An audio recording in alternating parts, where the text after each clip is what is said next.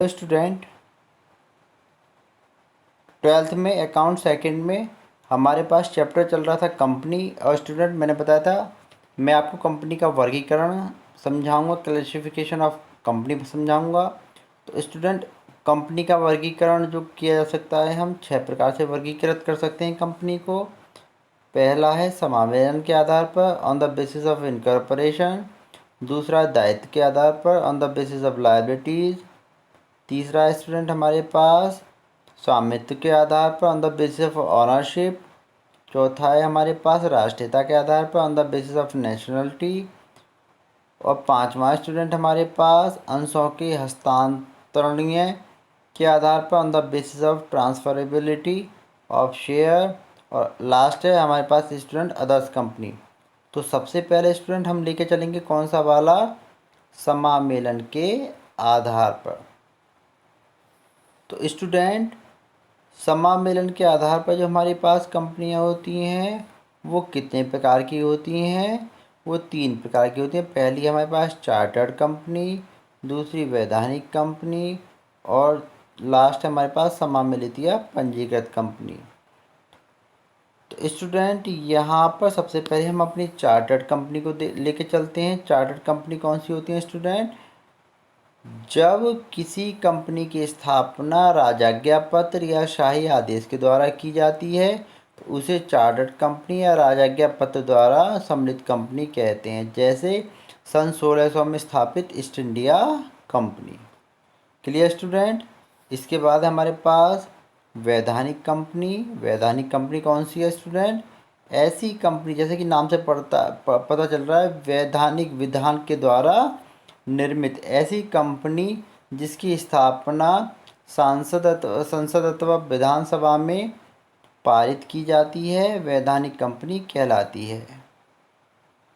जैसे reserve bank of India RBI, state bank of India SBI, Bharatiya Jeevan बीमा निगम LIC, और unit trust of India जिसको हम यूटीआई कहते हैं। ये आपके पास एग्जाम्पल्स हैं किसके? वैधानिक कंपनी के।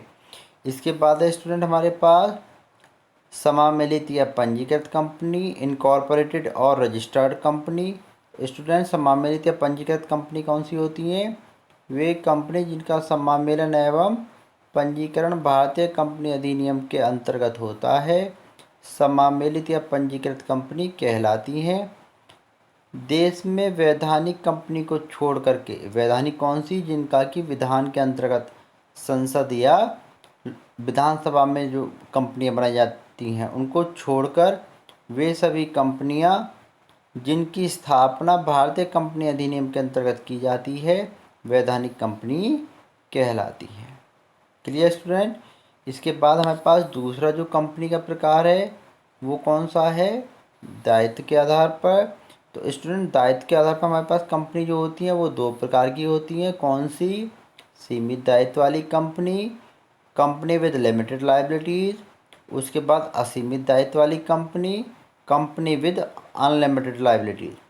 ठीक है स्टूडेंट? तो सबसे पहले कौन सा लेके चलते हैं स्टूडेंट? हम सबसे पहले लेके चलेंगे ए क्या है? सीमित दायित्व वाली company, company with limited liability.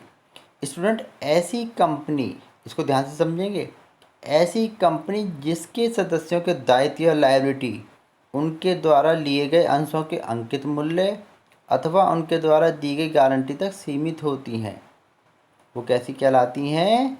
वो कहलाती हैं सीमित कंपनी। ऐसी कंपनियों को अपने नाम के आगे सीमित यानी कि लिमिटेड शब्द का प्रयोग करना आवश्यक है। तो सीमित कंपनी हमारे पास, जैसे कि अभी हमने पढ़ा, कितने भागों में विभाजित होती हैं? 2 भागों में। कौन सी वाली? एक तो अंशों के अंकित मूल्य के आधार पर और ली गई गारंटी के आधार पर। तो उनको क्या बोलेंगे? जो अंशों के अंकित मूल्य के आधार पर है, अंशों द्वारा सीमित दायित्व वाली कंपनी। और स्टूडेंट, जो गारंटी ले ली जाती है तो वो क्या कहलाएंगी? गारंटी द्वारा सीमित कंपनी। इतना क्लियर हो गया होगा।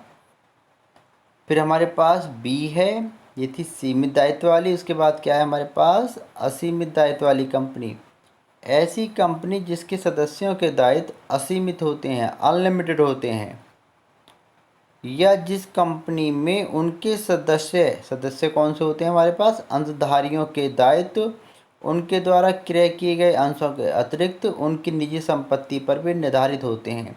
यानी कि यदि कंपनी की लायबिलिटीज शेयर होल्डर्स के शेयर की वैल्यू से पेड नहीं हो रही तो उसकी कहाँ से कवर करेंगे, उसकी पर्सनल प्रॉपर्टी से, निजी संपत्ति से पेमेंट करना पड़ेगा। तो वो कौन सी कंपनी होती है, असीमित दायित्व वाली कंपनी कहलाती हैं। स्टूडेंट वर्तमान में ऐसी कंपनी हमारे पास प्रचलन में नहीं है। क्लियर इतना। इसके बाद है हमारे पास स्वामित्व के आधार पर, on the basis of ownership. तो स्टूडेंट स्वामित्व के आधार पर हमारे पास जो कंपनियां होती हैं कितने भागों में विभाजित किया जाता है उसको, 3 भागों में। कौन कौन सा, सरकारी कंपनी या गवर्नमेंट कंपनी, सूत्रधारी कंपनी या होल्डिंग कंपनी, और तीसरी है सहायक कंपनी या सब्सिडियरी कंपनी। स्टूडेंट सबसे पहले हम लेकर चलेंगे कौन सी कंपनी को, सरकारी कंपनी को। स्टूडेंट भारतीय कंपनी अधिनियम 2013 की धारा 2 उपधारा 45 के अनुसार सरकारी कंपनी से आश्रय एक ऐसी कंपनी से है जिसकी चुकता पूंजी का कम से कम 51% यानी कि 51% या उससे अधिक भाग सरकार के अधीन होता है, सरकार के पास होता है। तो वो कैसी कंपनी होगी, वो होगी स्टूडेंट हमारी सरकारी कंपनी। ठीक है स्टूडेंट। इसके बाद हमारे पास कौन सी है, उसके बाद स्टूडेंट हमारे पास होल्डिंग कंपनी, सूत्रधारी कंपनी। इसको परिभाषित किया गया है भारतीय कंपनी अधिनियम 2013 की धारा 246 में। वह क्या कहता है, इसके अनुसार होता है एक कंपनी सूत्रधारी कंपनी उस समय मानी जाती है जब कोई दूसरी कंपनी उसकी सहायक कंपनी हो। किस प्रकार से, इसको दूसरे शब्दों में किस प्रकार से ले सकते हैं, किसी दूसरी कंपनी के 51% यानी कि 55% या उससे अधिक अंश अपने अधिकार में लेने वाली कंपनी, यानी कि जब कोई कंपनी दूसरी कंपनी के 51% से अधिक शेयर अपने अधिकार में ले लेती है तो कंपनी कैसी कहलाती है स्टूडेंट, हमारी कहलाती है सूत्रधारी कंपनी। ठीक है। इसका बाद स्टूडेंट क्या है हमारे पास, सहायक कंपनी। जब किसी कंपनी के 51% या उससे अधिक शेयर किसी दूसरी कंपनी के द्वारा क्रय कर लिए जाते हैं तो जिस कंपनी के अंश क्रय किए जाते हैं वह कंपनी सहायक कंपनी, तथा जिस कंपनी के द्वारा अंशों को क्रय किया जाता है उसको भी हमने ऊपर परिभाषित किया, डिफाइन किया है, वो क्या कहलाती है, सूत्रधारी कंपनी। ठीक है स्टूडेंट। इसके बाद on the basis of nationality, राष्ट्रीयता के आधार पर। तो स्टूडेंट राष्ट्रीयता के आधार पर हमारी कंपनी कितने प्रकार की होती है, 2 प्रकार की, देसी कंपनी इनलैंड कंपनी और विदेशी कंपनी फॉरेन कंपनी। इसको तो परिभाषित करने की मैं समझता हूँ आवश्यकता है नहीं, इसको आप समझ ही गए होंगे। जिसका समामेलन हमारे देश में हमारी कंपनी अधिनियम के अंतर्गत होता है वो देसी कंपनी, और जिस कंपनी का समामेलन विदेश में होता है विदेशी कंपनी कहलाती है। ठीक है। इसके बाद स्टूडेंट अंशों के हस्तांतरणीय के आधार पर। तो स्टूडेंट अंशों के हस्तांतरणीय के आधार पर हमारे पास जब होती है कंपनी कितने प्रकार की होती है, 2 प्रकार की होती है स्टूडेंट। कौन कौन सी कंपनी होती है, पहली कंपनी होती है स्टूडेंट हमारे पास निजी कंपनी या प्राइवेट कंपनी, और दूसरी होती है स्टूडेंट कौन सी हमारे पास, सार्वजनिक या पब्लिक कंपनी। ठीक है स्टूडेंट।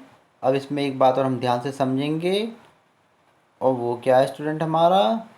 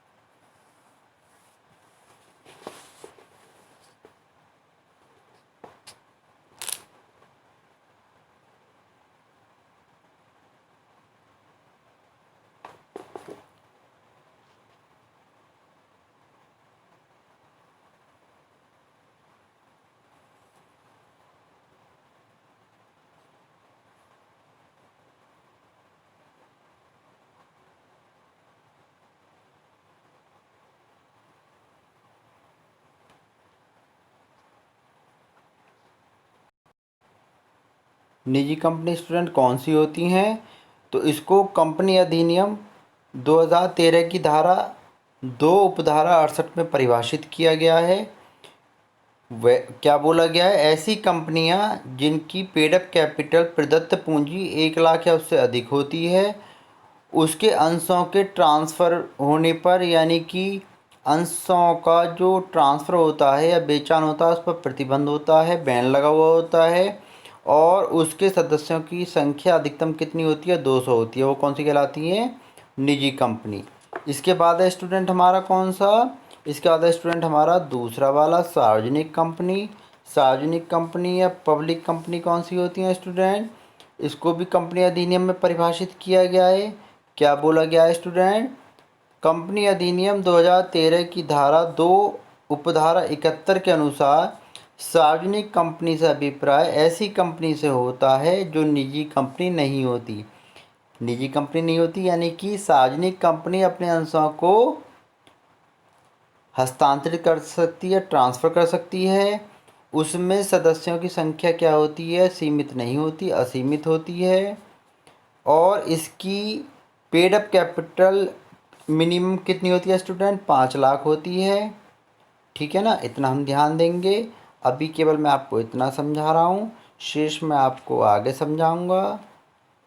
इतना मुझे उम्मीद है इतना आपको समझ में आ गया होगा। ठीक है स्टूडेंट, धन्यवाद।